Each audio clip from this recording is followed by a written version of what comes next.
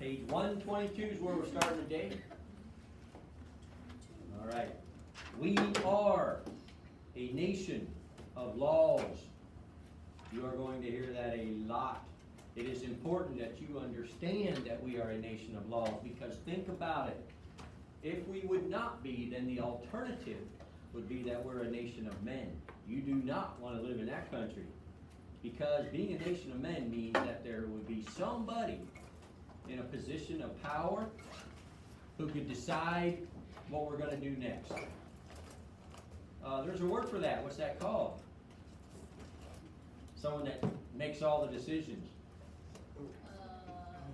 That's a tyrant.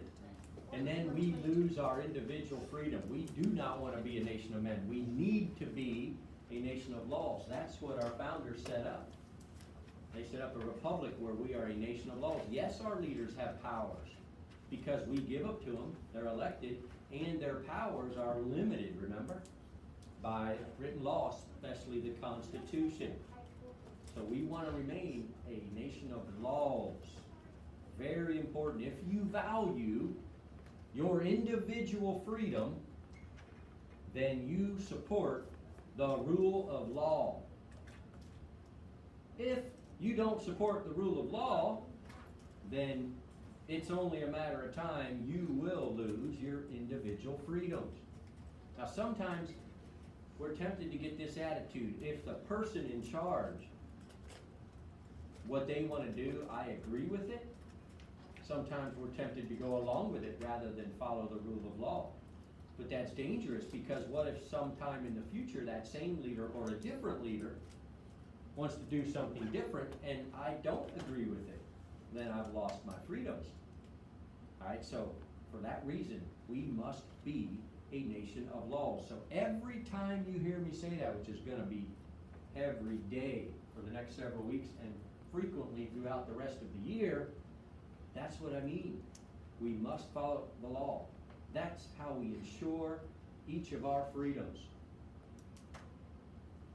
If we're ever in a situation where as a nation we don't know what to do next, here's what I mean by rule of law. We always know what to do next. The answer? You follow the law. You never have an option to not do that. Now, if for some reason we think the law is bad and we don't like it, well, it's okay. You can change laws and then start following the new one. That's fine. That's rule of law. That's a nation of laws. What we can't do is not follow a law just because we don't like it. We can't ignore a law just because we think it's outdated. We have to follow the law. If we don't like it, change it.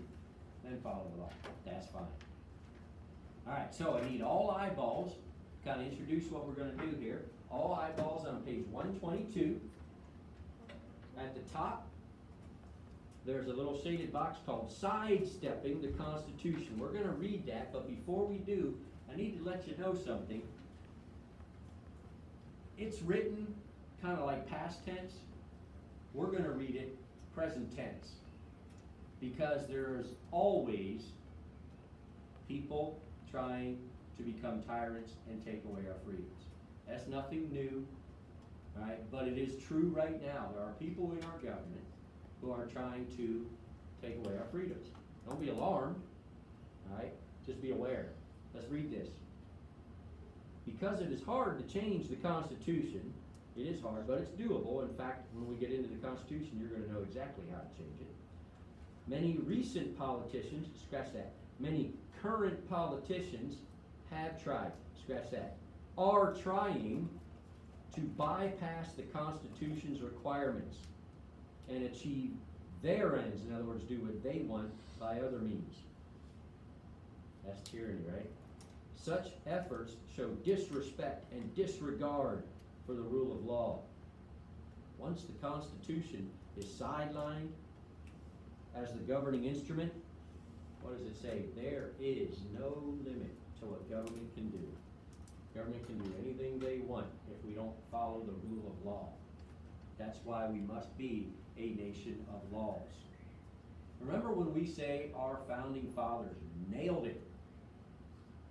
They set up the Constitution way back in 1787, and we're still using it today. And what we mean by they got it just right is they set up a government that was strong enough to defend our freedoms. Let me ask you, have there ever been any outside threats to our freedoms? Yeah, it's almost constant, right? Always somebody outside America would love to take away our freedoms. Just throughout history, just to name a few, whether it was the Nazis, communists, right now terrorists, they're trying to take our freedom, but they haven't been able to. Why? Because our founders set up a government that's powerful enough to defend our freedoms. But remember, the trick was on the other side. They didn't want to set up a government with too much power. Why not? What were they afraid of? Take over tyranny. Yeah, that someone in our government would become a tyrant and take away our freedoms. You know, like King George III had. Well, let me ask you, has anyone ever tried to do that inside of our government? Yes. How about every single year of our whole country's history, there's always somebody in our government that would like to call shots that they don't have the authority to do. In other words, they want to be the tyrant and run things the way they think is best. Turn us into a nation of men rather than a nation of laws. But they can't. They can't. Because the Constitution limits their power. But now, I don't want to shock you, but I do want you to know. It's important for you to know, as fellow Americans, pay attention. You could lose your freedom. We could lose our freedom. Remember, there's only two ways, right? Either from an outside force or from some tyrants in our government. So let's talk about an outside force. Well, since our government is powerful enough to defend our freedom, how can I say we could lose our freedom to an outside force? Easy, if we don't fight. If somebody, say terrorists, want to take away our freedoms and we don't fight, well, who cares how much power we have? If we don't use it, then we could lose our freedom, right? So we always have to be willing to fight, sacrifice, do whatever we have to defeat the enemies of freedom. So far, every generation of Americans has done that. Now let's go to the other side. Would-be tyrants within our own government. We could lose our freedom. But there's only one way. First day of school. Who did I say my enemies were? As History Man, the superhero, who did I say my enemies were? Anybody remember? Ignorant. Ignorance and apathy. Ignorant means you don't know. Apathy means you don't care. Now, most important two sentences we've read in your entire textbook up to this point of the year. I need every eyeball, page 122. At the top, the section where it says written law, put your hand down, put your eyeballs where I told you. Where it says written law, last two sentences of that section. It starts, if Americans. Everybody there? If Americans, that's us, right? If we are unaware, that means ignorant, right? If we are ignorant of the government's limitations, where are the government limitations written down? Where? The Constitution. All right, that's what the Constitution is, the limits of our government. So let's keep reading this. If we are ignorant of the Constitution, then we may unknowingly allow the government to overstep its limits. So see, that's how we could lose our freedom on the other side. There is no way president or anybody else in our country could ever take away our rights and freedoms. They can't. The written law, the Constitution, limits their freedoms. Remember, it tells us what they can do. They have power, but it also lists the things they can't do. So I always laugh, because sometimes you'll hear people say, well, like 2016, oh, if President Trump's elected, he's going to take away our rights and freedoms. Well, he's been president for 4 years. What rights and freedoms have we lost? None, right? And now people are saying, well, if Joe Biden's elected, well, he's going to take away our rights and freedoms. He can't. No president could, because their powers are limited. Oh, but I just told you there is a way. That textbook just said we could lose our freedoms if we're ignorant. If we don't know what the Constitution says, that means we don't know what their limits are, then they could do whatever they want, and we wouldn't even know that what they were doing was illegal or unconstitutional. Very last sentence there, under that section. Let's read that one together. This danger should motivate us to study the Constitution carefully, which is exactly what we're going to do. Last week we looked at the convention, where it was, when it was, who was there, the compromises, all that good stuff, right? Today we're doing some more introduction to the Constitution. We're going to look at our basic system, the republic, 3 branches, and then starting tomorrow, we're going to start reading and discussing the Constitution for the next several weeks. Right? If you flip through your book, sneak peek, page 125 begins the Constitution. It's not an 8th grade version. It is the U.S. Constitution. It goes through the rest of your chapter. Now it looks long, but when you think of it this way, it outlines the entire, it's the ultimate law for America. It's really not all that long. And the cool thing is, you got it right there in your own textbook. It's not an 8th grade version, and it's not that hard to understand. It's pretty black and white. Now you will notice in the margins there's some blue shaded boxes. That's to help you as an 8th grader understand what you just read, because you've got to read the whole Constitution before we're done. We're going to go through it. Why? Why are we going to spend weeks and weeks so carefully reading and learning the Constitution? All that sense we just read. Because it's dangerous. If we don't, then we could lose our freedom. Because I already told you there's always would-be tyrants in the government. See, it's really difficult to ever discuss the Constitution without discussing current events. Whether it's 2020, 2019, 2010, the year 2000. By the way, I've taught the Constitution in all those years. And there's always something going on in the news, right? So we will use current events to help us understand why something is happening because of the Constitution. Right? That's what we're fighting about. So right now, one of the things that's happening, and this isn't anything new, this has happened a lot, but right now there are people in our government saying things like this. Well, I think we need to do this. In order to follow the Constitution, we should do this, this, and this. But what they're telling us to do is the exact opposite of what the Constitution says we should do. How do they get away with that?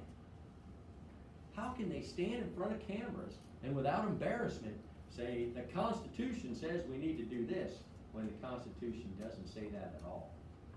You tell me, how can they get away with that? There's only one possibility why they could. Wake up! This is important. Why? How could they get away with that? You don't know it, so we can't. Americans don't know what the Constitution says. So they tell us it says something that it doesn't say, and we sit there and nod because we're distracted, looking at our phones, watching Netflix, whatever. All right? Then they can unknowingly take away our freedoms. So, yes, we could lose our freedoms to a tyrannical government, but not if we know what the Constitution says. In other words, not if we defeat our ignorance. But first of all, we have to defeat our apathy. All right, we have to care enough to learn about the Constitution. Well, I just read that sentence. You just read that sentence. If that danger of you losing your personal freedoms, if that doesn't scare you into learning the Constitution, then let me be the one to tell you, you are the problem. If and when we ever lose our freedom, it will be your fault. We cannot afford to not care. All right, because freedom is at stake. We cannot afford to not know what the Constitution says, because freedom is at stake. So I can give you a statement, and I mean it. I will live as a free man, period. And you as an American should have the exact same attitude. That's what we mean by we're a nation of laws. That's how we ensure that we all get to enjoy freedom, life, liberty, and the pursuit of happiness. But only if we follow the rule of law and hold our officials accountable. Now, ultimately, who's in charge of this country? Hint, we're going to read it tomorrow. The very first 3 words of the Constitution. Anybody happen to know what they are? in big fancy letters up there? We the people. Yeah, we're in charge. All the people in our government, they're our servants. They work for us. We're their boss. It ain't like King George III, who was the boss overall of England, right? It's the opposite. We the people are in charge. That's the beauty of it. Alright, so, here we go. Let's get into this today.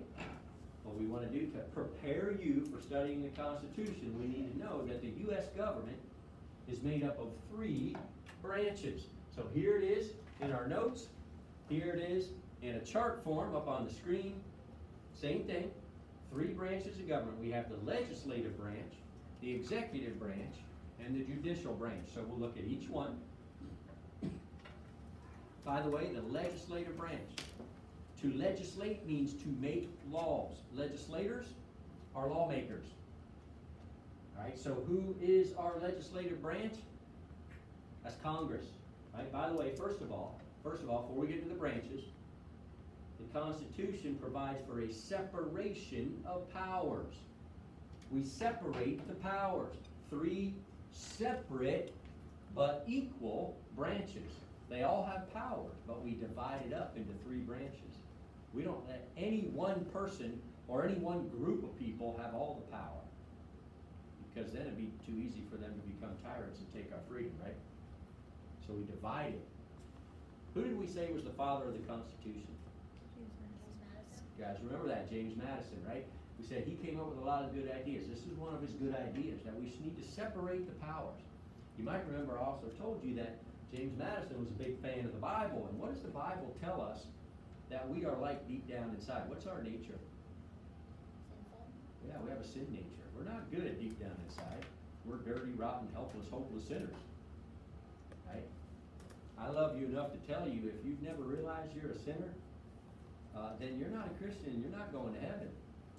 That is step 1, is admitting that we're sinners. We're hopeless. There's nothing we can do to deserve to go to heaven. It's all because of what Jesus already did. He paid that sacrifice for us on the cross, right? So step 1, we got to admit we're a sinner. Well, James Madison knew that. That's what all people are, even our leaders. And there's this old saying that goes, power corrupts, and absolute power corrupts absolutely. In other words, anyone in a position of power, there's always a temptation. You don't have to give in to the temptation, but there's always a temptation for a leader to abuse their power for their own benefit. Power corrupts. And absolute power corrupts absolutely. So if we ever give one person all the power, well, then they'll become a tyrant. So to ensure that that could not happen, we have 3 separate but equal branches of government. They all have their own separate powers. No one person or one group of people have all the powers. There can't be a tyrant in taking away our freedoms. So, okay, the legislative branch, you might recognize the silhouette of this building. That's the Capitol building up on Capitol Hill in Washington, D.C. That's where the U.S. Congress meets. That's our legislative branch. We know we have a bicameral Congress, remember? The Great Compromise.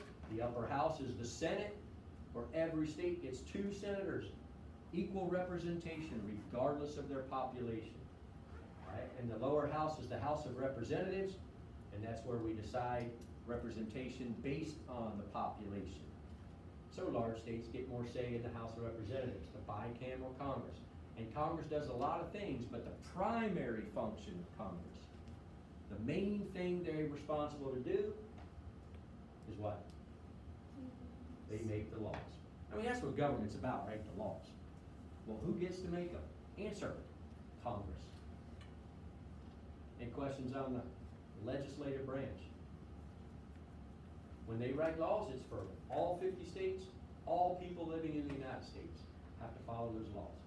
Citizens, immigrants, visitors, Europeans on vacation at Disney World, everybody in the United States has to follow those laws that Congress made.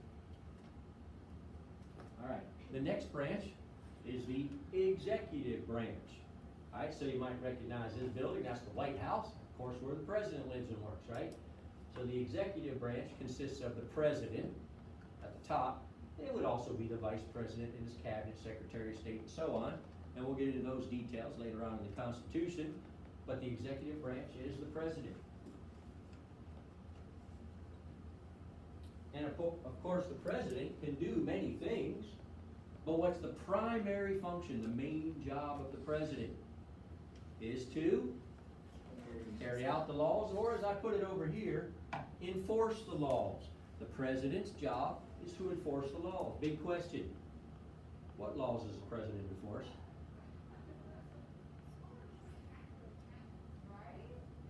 Anna? Constitution. Well, obviously the Constitution, but more specifically, what laws? His job is to enforce the laws. What laws?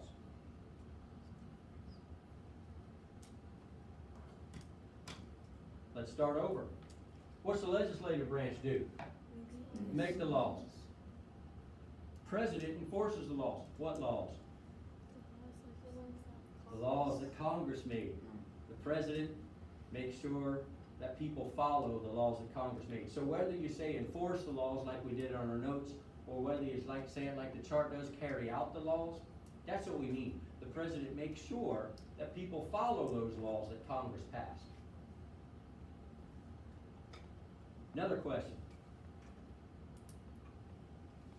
Does the president have to enforce laws that Congress made if he disagrees with those laws? Yes.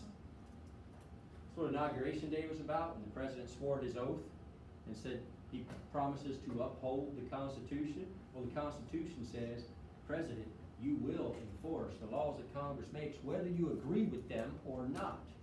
You don't get to pick and choose, because then we would be a nation of men, wouldn't we? That's not okay. That's how we lose our freedoms. President doesn't get to pick and choose which laws he's going to enforce. He must enforce all the laws that Congress makes, whether the president agrees with them or not. Peyton, wake up. Sit up.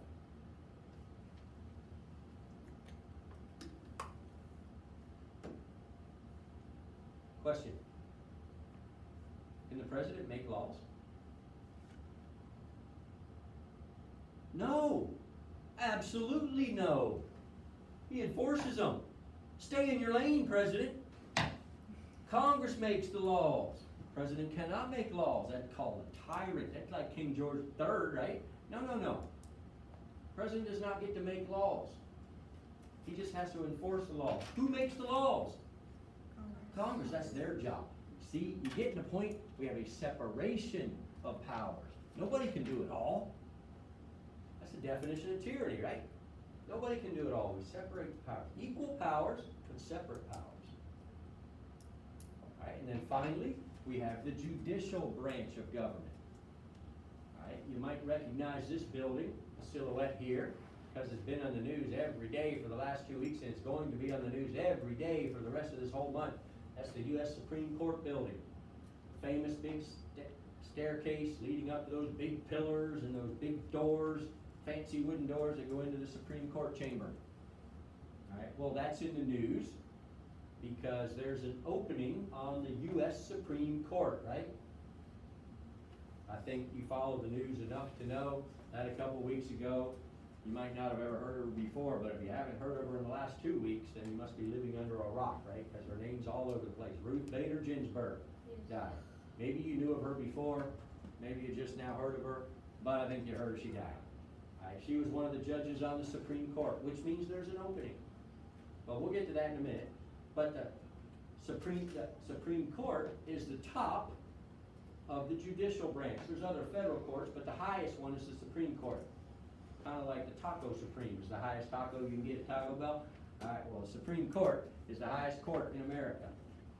All right, and they make decisions to interpret the law. All right, now usually when it comes to these primary functions, that's the one that I found the 8th graders have the hardest one understanding, so I'm going to explain interpret the law. When courts interpret the law, it's already been written. Right? Who wrote the law? Anybody? Who wrote the law? The legislators, right? They wrote it. It's already in writing. Now the judicial branch's job is to interpret it and see how it applies or fits to this situation. Because see, sometimes it's pretty, whatever's going on is pretty black and white, right? Some things are obviously outside the law and some things are obviously within the law. But sometimes it's kind of fuzzy or confusing, a little bit of gray area. And we're not sure, we know what the law says, but what's it mean for this situation? Or maybe Akasha and I are having a dispute. Right? She thinks that somehow I wronged her. And I say, no, it's your problem, sorry. Alright, well, she could decide to take it to the judicial branch. And then what they're gonna do is listen to each of us explain ourselves, but they're gonna use the law to interpret it. And they're gonna either say, Kasha, you're right, Mr. Kiefer, you have wronged her and you need to make it right. Or they're gonna say, sorry, Akasha, that's your problem. Leave Mr. Kiefer alone. Alright, one of the two. Alright, they get to interpret what the law says, how it applies to this situation. That's what interpret means. Now, separate but equal powers. Each branch has to stay in their lane. So here we go. Got some questions. Can Congress make laws? Yes, they can. That's their job. Can they enforce them? No. No. Can Congress interpret laws? No. They can't say, no, we wrote it, here's what we meant. Shut up.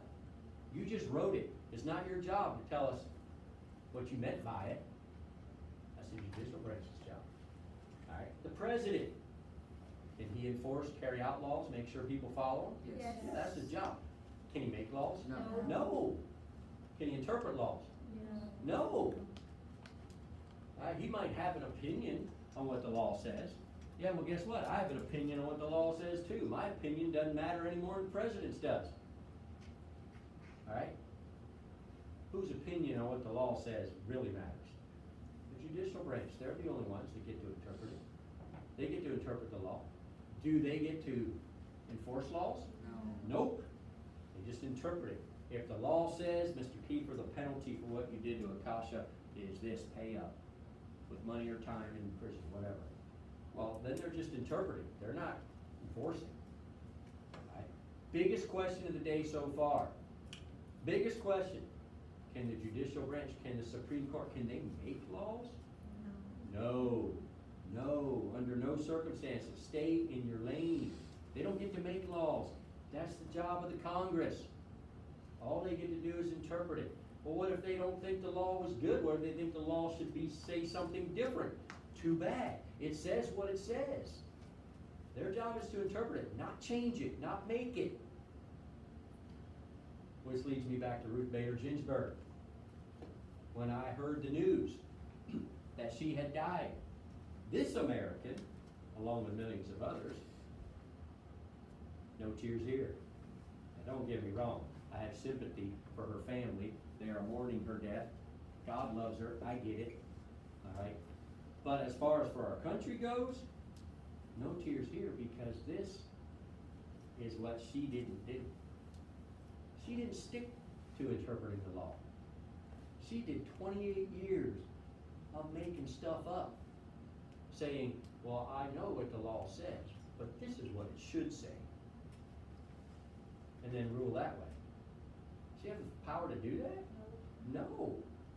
No, that's what we mean by separation of powers. You know what I call that? I call that a tyrant in a black robe. You don't get to do that. Right? So that's what I mean by tears here. Hopefully, the person that Donald Trump appointed, by the way, why does the president get to fill that open seat on the Supreme Court? Because we are a nation of? No, we're not. We're a nation of laws. And the law, the Constitution says, if there's ever an opening, the president gets to appoint someone. Well, between federal courts and the Supreme Court, President Trump will set a record. He'll remind us every time he gets in front of a microphone. And he has set a record for how many federal judges he's appointed. It's going to be like almost 300. Right? In fact, on the Supreme Court alone, where there's 9 judges, Barack Obama was president for 8 years and got to pick 2. Before that, George W. Bush was president for 8 years and got to pick 2. Donald Trump's been president for 4 years, and he's just picked his third one. And he might be president for 4 more years, right? Depends what happens in 33 days. Right? That's following the law. There've been 3 openings, so he gets to pick them. But he picked, you probably heard last Saturday, another name that you maybe never heard of, but now we're gonna hear every single day for the rest of the month. Amy Coney Barrett is the lady he picked to replace Ruth Bader Ginsburg. But guess what? She's not on the court yet. She's not on the court yet because he gets to pick them, but it's up to the Congress. In fact, the Senate, they get final say. Thumbs up, thumbs down. Yes, she can go on the court, or no, she can't. Which leads me to the next principle. But before we get to the next principle, any questions on the 3 branches of government, who they are, what they do, right? The legislative branch is made up of 100 senators, 400, that's 535 people, right? The president, the executive branch is made up of 1 person. The Supreme Court judicial branch is made up of 9 people. Question? Can the legislative branch, can they go back and change their laws Yes, they sure can. They write a law and then they wanna fix it, after it's change, already carried they out? can completely say this law no longer applies, they can tweak it just a little, right? After it's already interpreted and enforced? Well, it depends. And that leads me to my next point. We're gonna talk about that, the checks and balances. Great question, Christie. Hold on to that, and I think I'll answer it here in a minute. Any questions on what the branches are, who they are, what they do? Again, this is just an introduction. We're gonna get real specific when we go into the Constitution. All right, next principle, we already have the separation of powers, right? Next principle is the system of checks and balances. All that means, fancy way of saying that each branch keeps their eye on the other 2 branches to make sure they don't become tyrants, overstep their bounds, go beyond their expressed powers written down in the Constitution. So every branch always has 2 other branches watching them, right? So if you look on page 122 in your book, there's a chart on the 3 branches. It's red, green, and blue, representing the 3 branches. Basically the same thing we have here, but just a different kind of a chart. And if you see the arrows and the words within the arrows, that's the checks and balances system. They're just giving examples of how each branch checks the power of the other 2 branches. So we'll go through this chart right here, and I'll just give some current event examples. All right? Congress keeps an eye on the President and the Supreme Court to make sure they don't go beyond their power. So as an example, earlier this year, way back in January, the Congress impeached President Trump. They said that he engaged in criminal behavior, so they impeached him. They had that power to keep an eye on the President, make sure he doesn't go beyond his powers. All right? How does the Congress keep their eye on the Supreme Court? Well, we kind of just explained that, right? The President gets to pick Amy Coney Barrett to go into court, but she's not there yet. The Senate gets the final say, yes or no. So that's their way of keeping an eye on the Supreme Court, one of the ways. All right, so let's think about the President. He keeps an eye on Congress, because even though they get to make laws, if the President doesn't like the law, it ain't gonna be a law. He can say, no way. That's called a veto. We'll get into that later when we get into the Constitution. That's his way of checking their power. And the President checks the judicial branch's power because he gets to appoint the judges. And then finally, the Supreme Court, they keep an eye on the President. If he tries to make a law, they'll say, you stay in your lane, you don't get to make laws. They're the ones that are gonna tell him. All right, and if Congress tries to make a law that goes against our Constitution, well, then the Supreme Court will say, no, you can't make that law, Congress. That's called unconstitutional. That's all part of our checks and balances system. Are you starting to figure out how hard it would be for anyone in our government to ever get enough power to take away our freedom? They just can't, because nobody has that much. We separated among 3 branches, And then we tell every branch to keep an eye on everybody else in the government. And it's working, isn't it? Wrote it in 1787, and all these years later, even though there's been a whole lot of would-be tyrants in the government, and there even are nowadays, they just can't seem to take away our freedoms.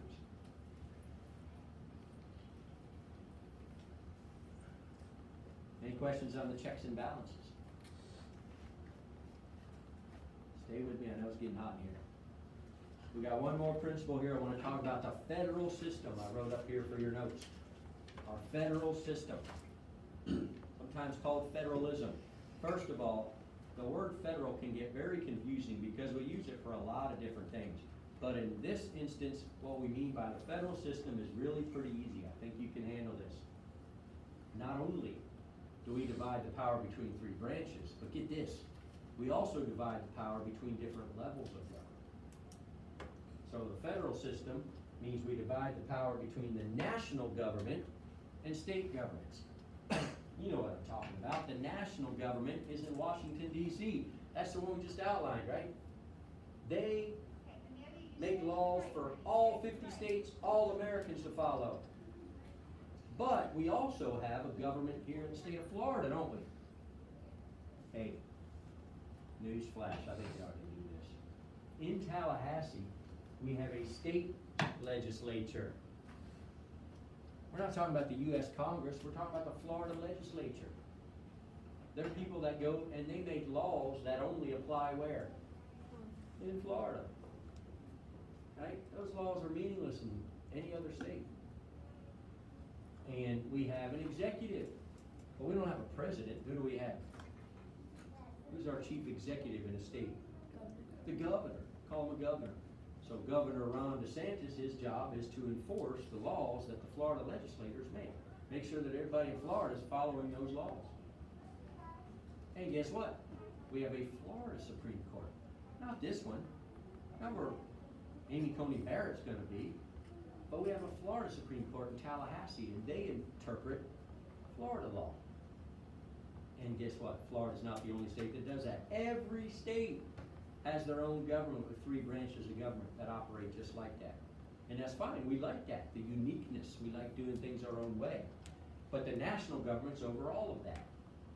So, some things, the Constitution spells it out. It says some things, the national government, Washington, D.C., they're in charge of deciding that. Other things, well, that's up to the state governments, and it's all listed out in the Constitution. Which level is responsible for which things? And we'll get to that when we start reading and discussing the Constitution. But for now, all you need to know is how hard would it be for any one person or any one group of people to get enough power to become a tyrant and take away our freedom? Very hard, because we divide the power between three equal branches, and furthermore, we divide it between different levels of government, national government and state governments. So there's only one way anyone could ever become a tyrant and take away our freedom. Who remembers what's that one way? Yeah, we don't know the limitations if we're ignorant of the Constitution, so that's why we're going to learn it. So we get to live in freedom. I'm pretty sure it's important to all of us. What you want to do with your freedom and what I want to do with my freedom might be different things. And that's okay, because that's what freedom means, right? Pursuit of happiness, man, whatever. As long as you're not hurting other people. And the whole Constitution, the whole reason they wrote it is to put limits on our government. So let the people be. We, the people, will do what we want. We're going to give you some power, but that power is limited by what the law says, what the Constitution says. So here's what you can do, here's what you can't do. That's called a republic. Any questions? All right, tomorrow, by the way, Article 1 on page 125. What's that about? Article 1 of the Constitution. Legislative branch. Look at page 130. where Article 2 begins. What's that about? Executive branch. I bet you don't even have to peek. What do you think Article 3 is about? Judicial branch. There you go, the first 3 articles of the Constitution. Again, we're gonna dig into the details, but we already know what they're about. And there is a name for the introduction to the Constitution. What do we call that? Preamble. It's actually part of the Constitution. You'll see it on page 125. That's the part that starts, "We the people." It's one little short paragraph. In fact, if you look at it closely, it's one sentence. It's just one sentence. There's just a whole bunch of commas. So what we're gonna do tomorrow is we're gonna look at it word by word, phrase by phrase, and figure out what it says. We'll discuss that tomorrow, and then next week, we'll get into Article 1, looking at the legislative branch. Today, we're gonna end with a music video, a rock video.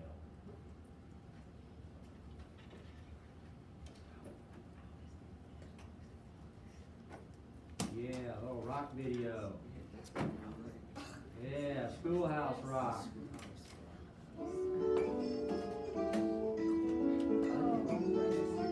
3 branches of government. Gonna have a free circus someday. We'll say it's a fine one, son. Gonna have a free circus someday. People will come from miles around. Lions, tigers, acrobats, and others and clowns. Tightrope walkers, pony riders, elephants, and so much more. Guess I got the idea right here at school. Felt like a fool when they called my name. Talking about the government and how it's arranged. Divided in 3 like a circus. Ring one executive, 2 is legislative and Congress. Ring 3 judiciary. See, it's kinda like my circus.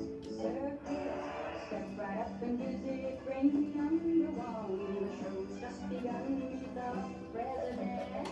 I am here to see that the laws get done. The ringmaster of the government. On with the show!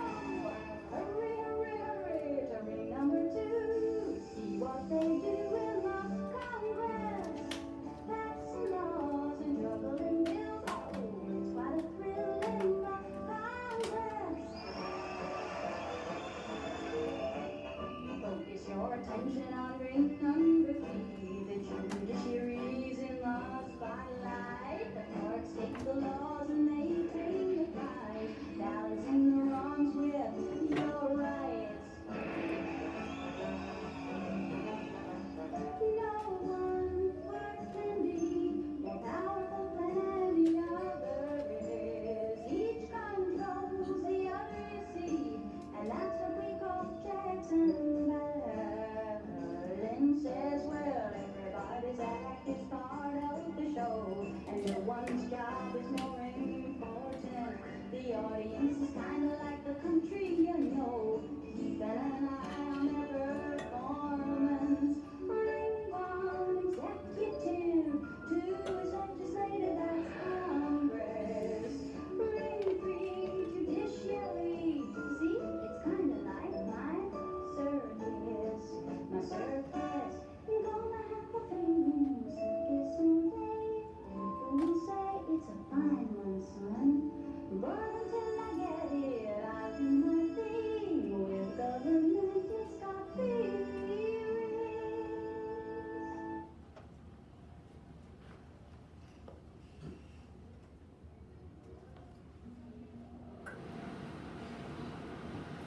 Look at the door. Students blowing against the corner. Science on board.